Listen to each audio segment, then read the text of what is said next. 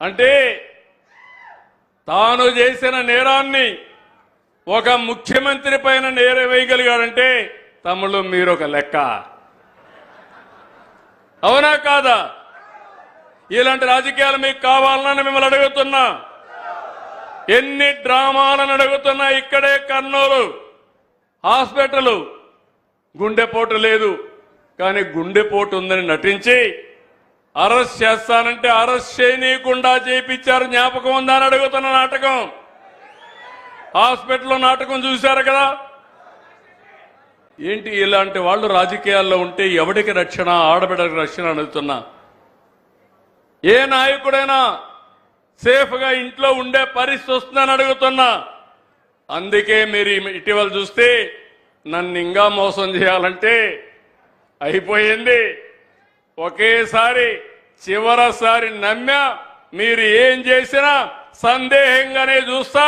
CCTV కెమెరాలు పెడతా, drones పెడతా.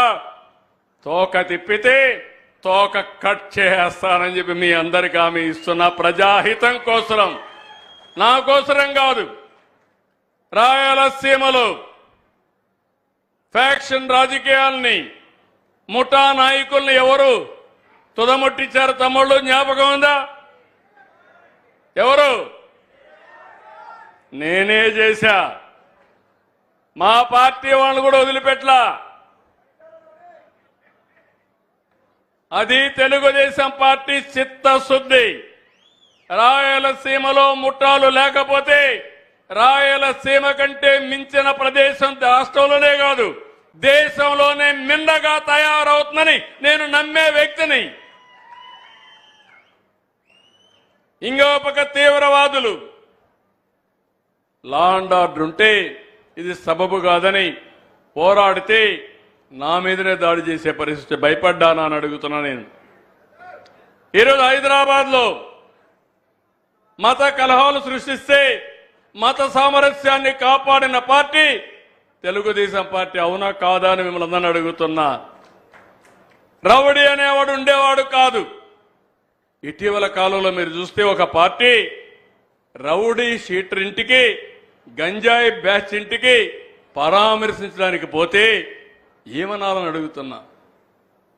అంటే మీరు ఏం చేసినా రాజకీయ ముసుగులో మేము వదిలిపెట్టాలన్న తమ్ముళ్ళు అని అడుగుతున్నా.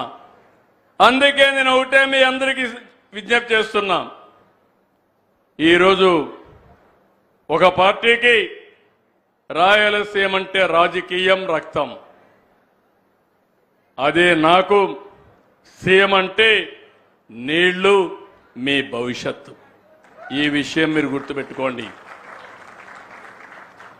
ఈరోజు రాయలసీమ మళ్లీ హామీ ఇస్తున్నా. ఇది రాళ్లసీమ కాదు, రత్నాల సీమగా చేసే బాధ్యత తెలుగుదేశం పార్టీ ఎన్డీఏది. రాష్ట్రానికి ఒక మణిహారంగా తయారు చేస్తాం. దానికే రాత్రి మగుళ్ళు పనిచేస్తున్నాం.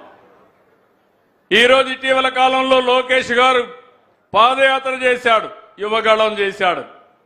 రాయలసీమలో ఒక డిక్లరేషన్ ఇచ్చాడు.